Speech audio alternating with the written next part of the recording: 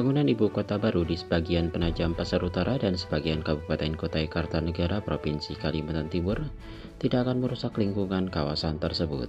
Justru proyek ini akan turut merevitalisasi kawasan yang rusak dan menyudahi tradisi banjir di kawasan tersebut.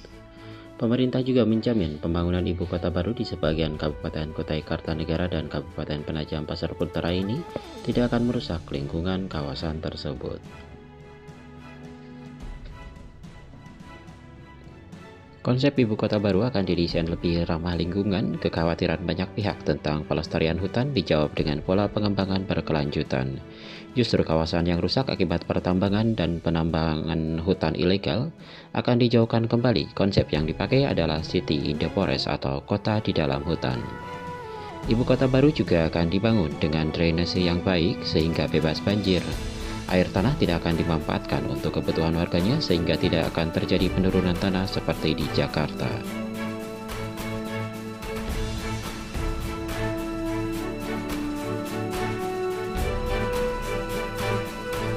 Ibu kota baru akan mengurangi beban Jakarta tetapi tidak mengambil semua fungsi yang selama ini ada di ibu kota Jakarta. Fungsi pemerintahan pindah tetapi fungsi ekonomi dan komersial tetap di Jakarta.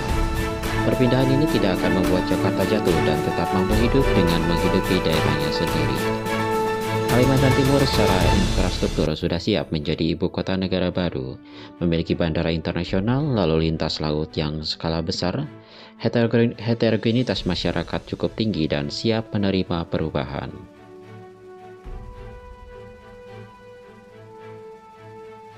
Menteri Pekerjaan Umum dan Perumahan Rakyat menyatakan saat ini pemerintah menjalankan tahap kedua, yaitu membuat kriteria desain untuk prasarana dasar. Termasuk di dalamnya adalah jalan, drainase, waduk untuk air bersih, transportasi seperti kereta api, juga listrik. Baru setelah itu, desain ketiga akan menyusul yaitu perkantoran dan perumahan. Progres pembangunan tidak akan menunggu hingga semua rancangan selesai.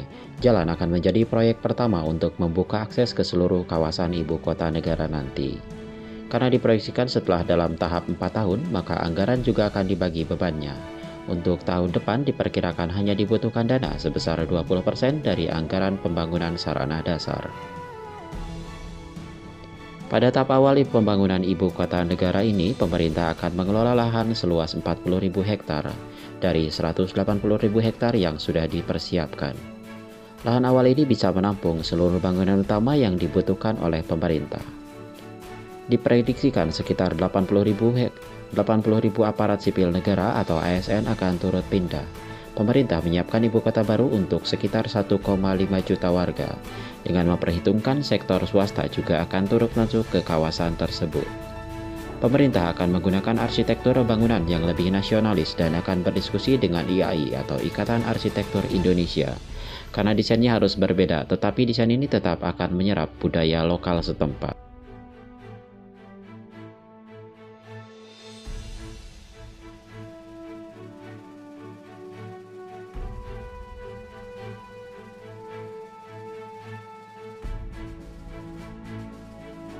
Meski ekonomi sedang terkoreksi akibat COVID-19, namun pemerintah saat ini masih menggeber pembangunan ibu kota baru yang rencananya dipindahkan di Kecamatan Sepaku, Kabupaten Penajam Pasar Utara, Kalimantan Timur. Pemerintah tetap melanjutkan mega proyek ibu kota baru di Kalimantan Timur, meski kebijakan tahun depan fokus pada pengendalian pandemi COVID-19 dan pemulihan ekonomi nasional. Kepala Badan Perencanaan Pembangunan Nasional Bappenas mengatakan pihaknya masih melanjutkan finalisasi master plan pembangunan ibu kota baru. Ibu kota masih dalam proses yang sifatnya standby. Tahun ini kami selesaikan master plan dan detail planningnya.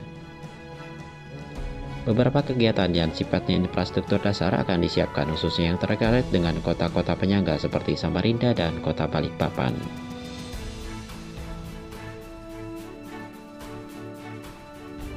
Diperkirakan total dana yang dibutuhkan untuk memindahkan ibu kota baru sekitar 486 triliun.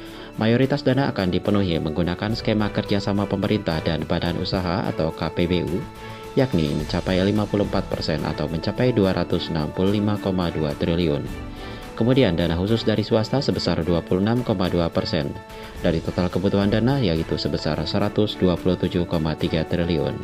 Pemerintah hanya akan mengalokasikan dana sebesar 93,5 triliun atau kurang dari 20% dari total kebutuhan dana pemindahan ibu kota negara baru.